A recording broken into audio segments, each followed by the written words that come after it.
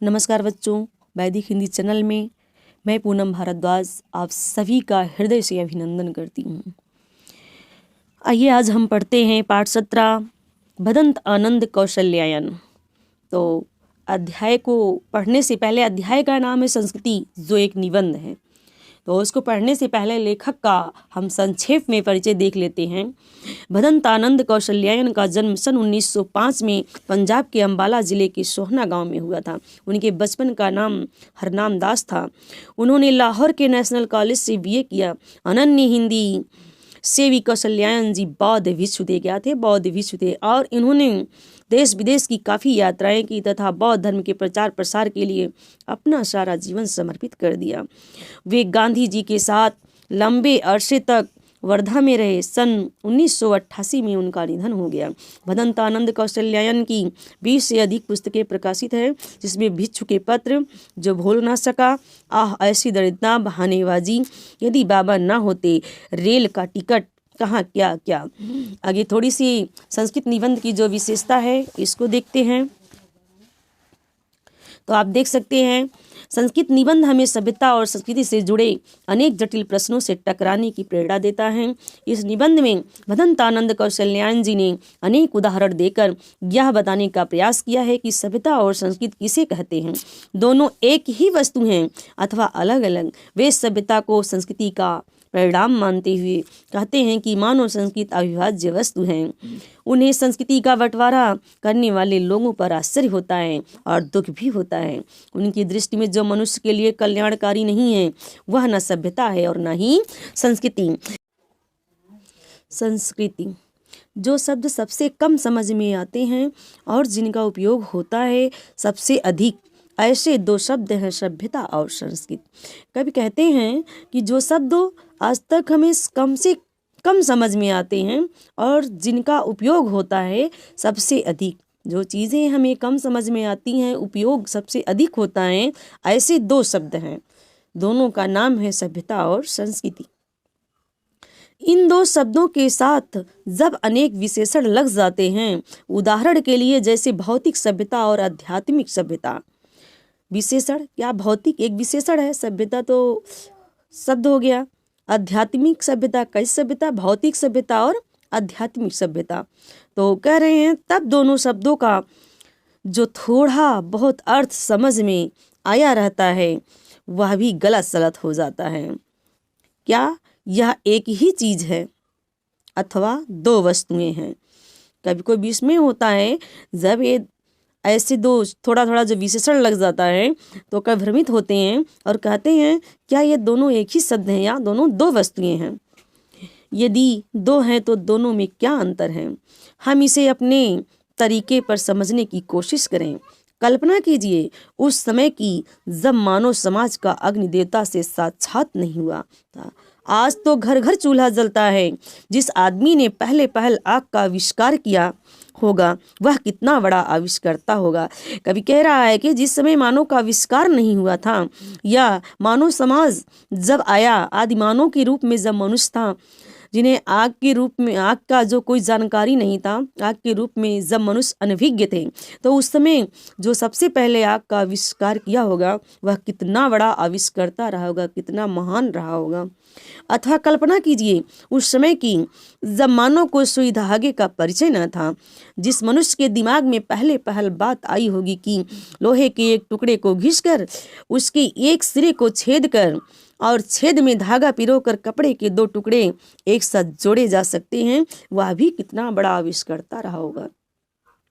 कब यहाँ पर दो उदाहरणों से आपको समझाना चाहते हैं कि जब सुई का आविष्कार नहीं हुआ था, जिस मनुष्य के दिमाग में पहल बात आई होगी कि लोहे के एक सिरे को छेद कर उसमें धागा डालकर और जो है कपड़े के दो टुकड़ों को आपस में जोड़ा जा सकता है, और आग का आविष्कार जो किया होगा, वे दोनों मनुष्य कितने महान रहे होंगे।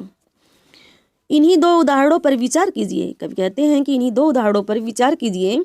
पहले उदाहरण में एक चीज़ है कि किसी व्यक्ति विशेष की आग का आविष्कार। पहला क्या है? एक विशेष व्यक्ति है जिसने आग का आविष्कार किया या कर सकने की शक्ति। दूसरी चीज़ है आग का आविष्कार, एक तो आग का आविष्कार, और पहला क्या है, जो करने की शक्ति उसमें थी या कोशिश किया जिसने।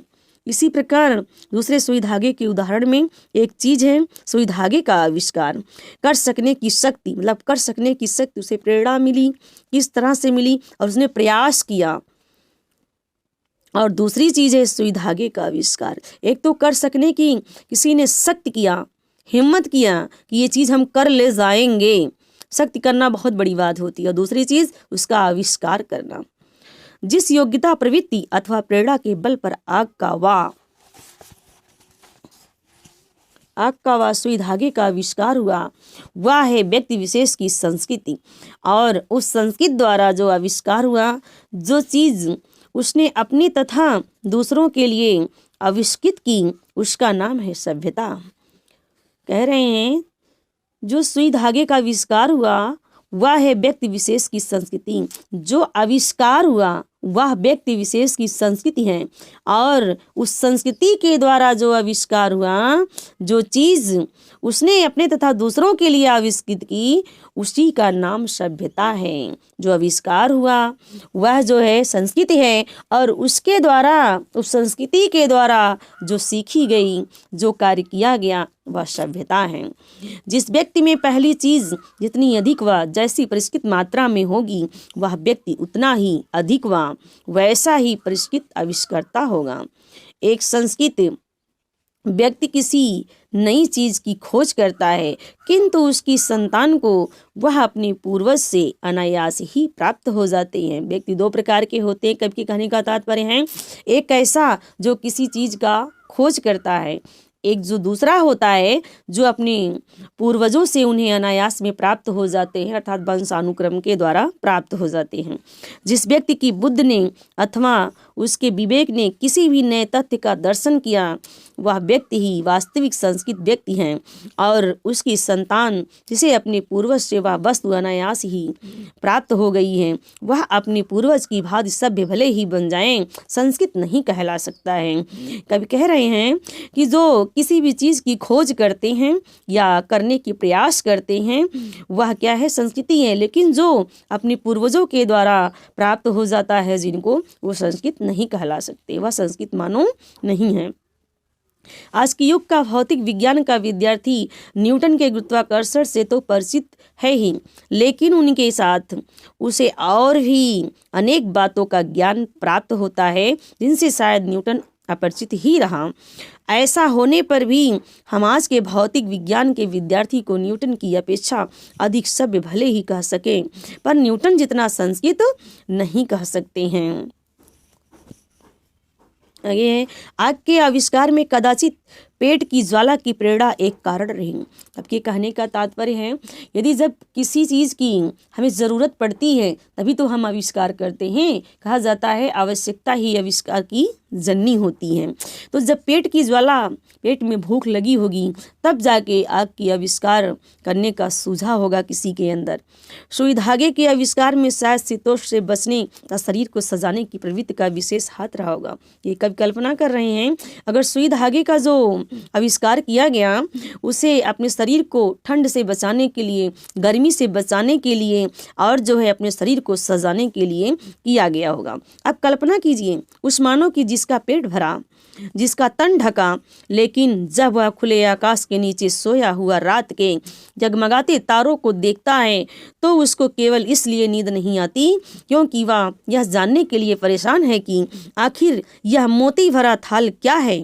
पेट भरने और तन ढकने की इच्छा मनुष्य की संस्कृति की जननी नहीं है। पेट भरा और तन ढका होने पर भी ऐसा मानव जो वास्तव में संस्कृत है निठल्ला नहीं बैठ सकता। हमारी सभ्यता का एक बड़ा अंश हमें ऐसे संस्कृत आदमियों से ही मिला है जिनकी चेतना व स्थूल भौतिक कारणों का प्रभाव प्रधान रहा है, किंतु उसका कुछ हिस्सा हमें मनुष्यों से भी मिला है जिन्होंने तथ्य विशेष को किसी भौतिक प्रेरणा के वशीभूत होकर नहीं, बल्कि उनके अपने अंदर की सहज संस्कृति के ही कारण प्राप्त किया है।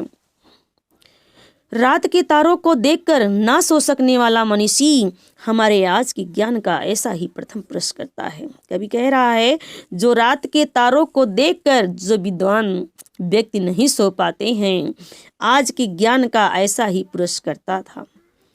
भौतिक प्रेरणा, ज्ञानेप्सा, क्या ये दो ही मानव संस्कृति के माता पिता हैं? क्वेश्चन कर रहे हैं, भौतिक प्रेरणा, ज्ञानेप्सा, क्या ये दो ही मानव संस्कृति के माता पिता हैं? दूसरे के मुंह में कौर डालने के लिए जो अपने मुंह का कौर छोड़ देता है, उसको यह बात क्यों और कैसे सूझती है? रोगी बच्चे को सारी रात गोद में लिए जो माता बैठी रहती है, वह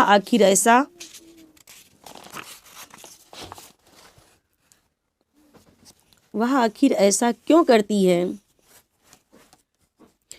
सुनते हैं कि रूस का भाग्य विधाता लेनिन अपनी डेस्क में रखे हुए डबल रोटी के सूखे टुकड़े स्वयं ना खाकर दूसरों को खिला दिया करता था।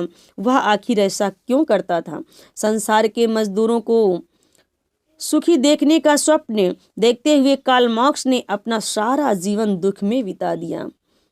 और इन सबसे बढ़कर आज नहीं, आज से 2500 वर्ष पूर्व सिद्धार्थ ने अपना घर केवल इसलिए त्याग दिया कि किसी तरह तृष्णा के वशीभूत लड़ती कड़ती मानवता सुख से रह सके। दूसरी समझ में मानव संस्कृति की जो योग्यता आग व सुई धागे का आविष्कार कराती है, वह भी संस्कृति है। जो योग्यता तारों की जानकारी कराती है, वह भी है। और जो योग्यता किसी महामानव से सर्वस्व त्याग कराती है, वह भी संस्कृति है। कभी कहते हैं, जो आग का आविष्कार कराता है, सुई धागे का आविष्कार कराता है, और जो सर्वस्व त्याग कर जो महामानव है, अपने राज को त्याग देते हैं, अपनी सुख संपत्ति को त्याग देते हैं, वो भी क्या है? हमारी संस्कृति है।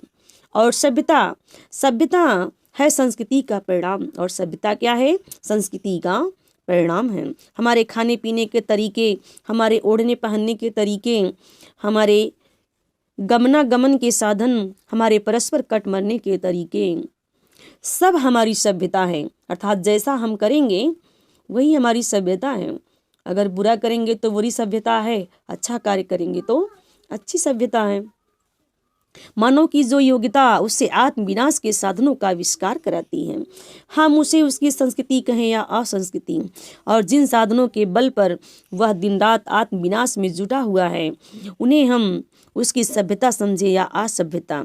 संस्कृति का यदि कल्याण की भावना से नाता टूट जाएगा तो वह असंस्कृति होकर ही रहेगी। और ऐसी संस्कृति का असमय भावी परिणाम असभ्यता के अतिरिक्त दूसरा क्या होगा? संस्कृत के नाम से जिस कूड़े करकट के ढेर का बोध होता है, वह ना संस्कृति है ना रक्षणीय वस्तु। क्षण क्षण परिवर्तन होने वाले संसार में किसी भी चीज को पकड़कर बैठा नहीं जा सकता। मानव ने जब जब प्रज्ञा और मैत्री भाव से किसी नए तथ्य का दर्शन किया है, तो उसने कोई वस्तु नहीं देखी है जिसकी रक्षा के लिए दलबंदियों की जरूरत है।